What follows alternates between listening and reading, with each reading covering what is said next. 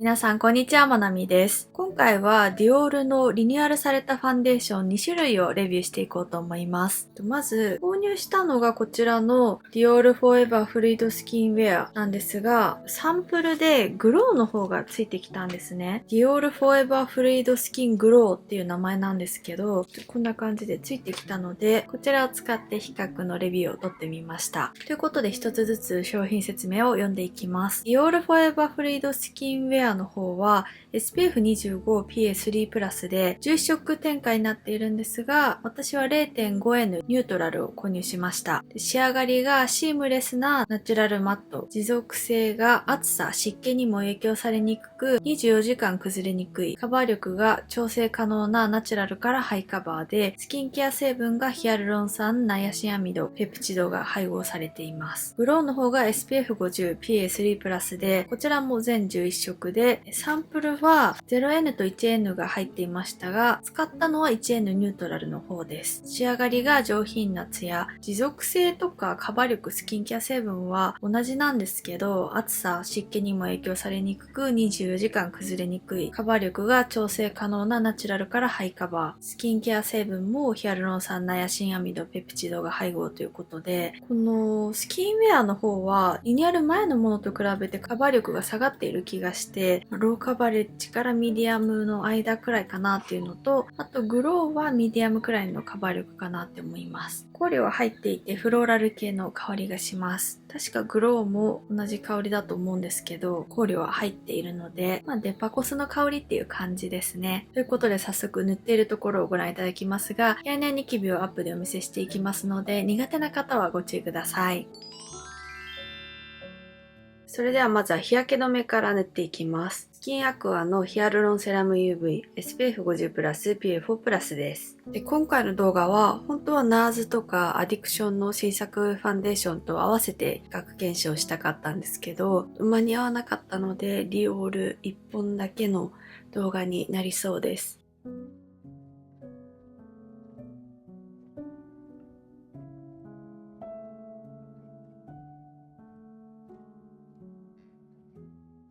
それではまずマットの方から塗っていきます。息は普通に垂れてくるようなテクスチャーです。リニューアル前のものはこの前処分をしたばかりで3年以上経っていたので、今手元にないんですけれども、後で動画を確認して崩れ方とかの違いをご紹介できたらなと思っております。小鼻あたりのボソボソしている部分に塗るとザラつきは目立ちますね。で、塗りやすくて、小鼻の横のザラつき以外は特にザラザラになっている部分はないです。で、液も軽いのでスルッと伸ばせて塗りやすかったですね。左にマットの方を塗りました。こんな感じでナチュラルに綺麗ですよね。黒ずみもカバーされていて、頬と鼻は光を遮るとこのくらい赤みは見えています。やっぱり液も緩くて軽いテクスチャーだったので、こんな感じなんですけど、毛穴落ちとかもないですね。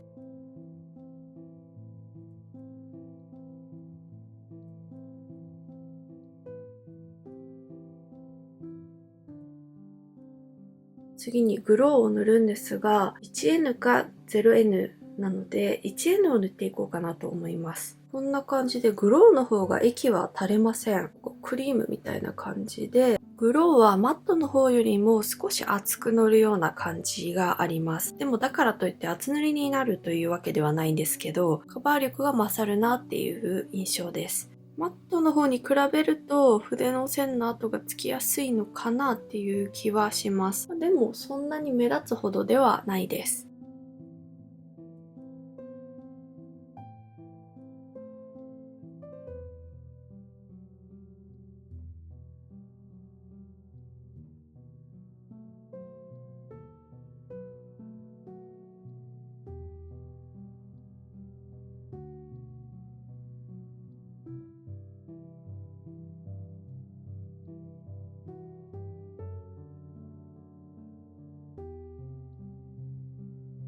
こんな感じで、やっぱりグローはわずかにツヤっとしている感じがあって、マットの方が光に当たった時の反射具合が、この毛穴の見え具合が違います。頬の方がわかりやすいかなと思うんですけど、この辺りとかですね、こちらはかなりツヤっとしていますが、こちらは抑えられています。個人的にはやっぱり毛穴が見えづらいマットの方が好きなんですけど、このグローもほんのりツヤ感があるセミツヤくらいな仕上がりなので、そこが綺麗ですね。パウダーをしてから崩れ方を見ていきたいと思います。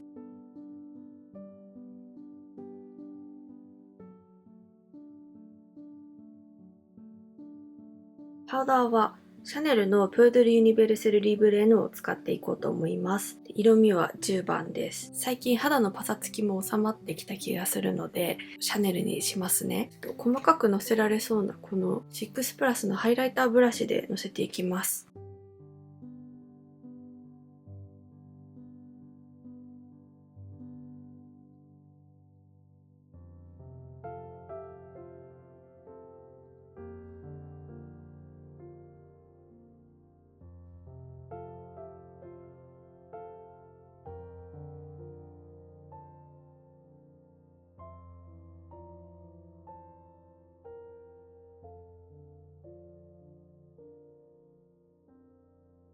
パウダーを全顔にのせました。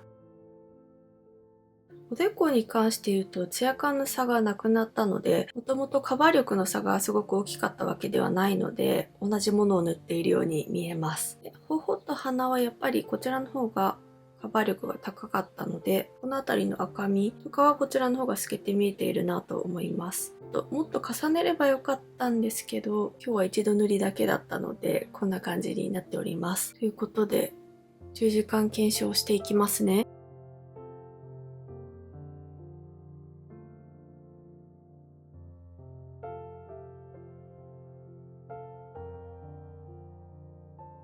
こちらは4時間後の動画です。意外と同じくらいのツヤ感になってきているかなと思います。前回のディオールの検証動画を見返していて思ったんですけど、意外とテカるのが早いですよね。頬と鼻はこんな感じで、この辺りとかの角栓が目立ってきたような気はするのと、あと前回と比べてカバー力が下がっていると思います。マットの方とかもう少しカバーされていたんですけど、今日は結構赤みが見えています。鼻もこんな感じでテカっていて、マットの方もテカっていますね。ノブの日焼け止めとかと合わせた方がテカりにくいんだろうなとは思うんですが、この日焼け止めは少し白くトーンアップしてしまうので、純粋な色味の比較にならないなと思ってスキンアクアを使っております。ということで、残り6時間検証して見ていきたいと思いますが、このままいくとかなりテカりそうかなっていう印象です。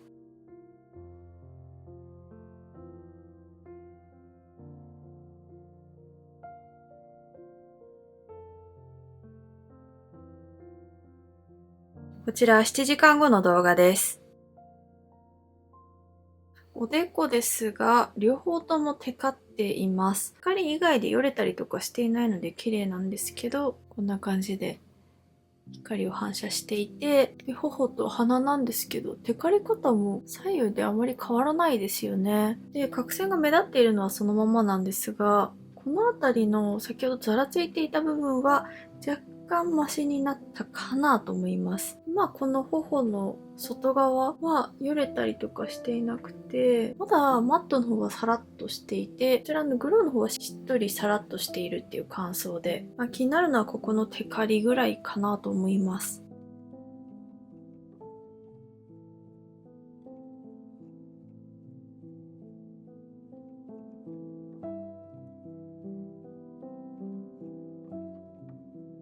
こちら10時間後の動画です。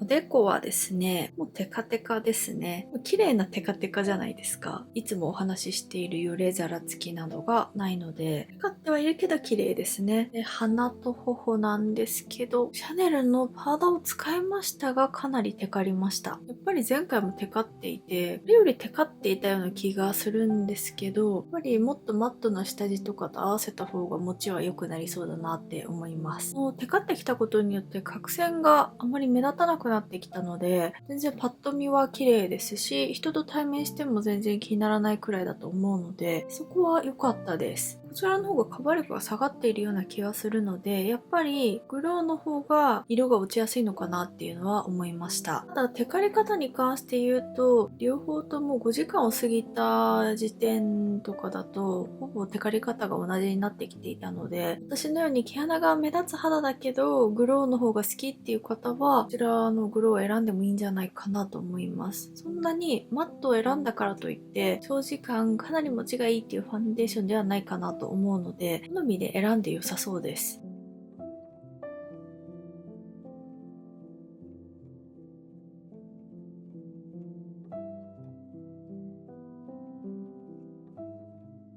それではティッシュオフをしてみます。こんな感じでティッシュオフしてみましたが、やっぱりいつも思うんですけど、シャネルのパウダーを使っている時ってティッシュオフした後が綺麗だなと思って元に戻してくれるというか、すごくよれたりせずにテカリを取ってくれるような感じになるので、やっぱりシャネルのパウダーっていいなって再確認をしております。ちなみにおでこをお見せするとこんな感じで、ちょっとツヤ感は残っていますが、綺麗になりましたよね。ということで、エトボスのミネラルシルキーベールのパウダーを塗っていきます。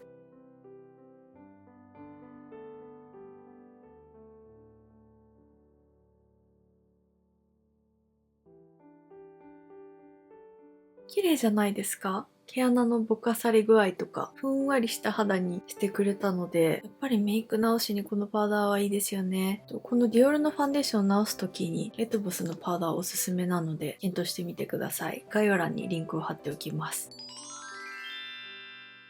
ことで結局どちらがおすすめかっていうと、個人的には、使うとしたらスキンウェアだなと思ったんですが、塗りやすさで言うとこちらのスキンウェアの方が塗りやすくて、カバー力はグローの方が良かったです。で、持ちは10時間とかつけているとそんなに変わらないので、仕上がりが好きな方で選んでいただけばいいんじゃないかなと思います。最近使った中だと、コスメデコルテのファンデーションが一番持ちが良かったので、それと比べると普通にテカるなっていう印象なんですけど、気になる方はそのコスデコをレビューしている動画をご覧ください。どちらかに出しておきます。ということで、ここまでご覧くださりありがとうございました。ぜひ高評価とチャンネル登録をお願いいたします。それではまた次の動画でお会いしましょう。バイバイ。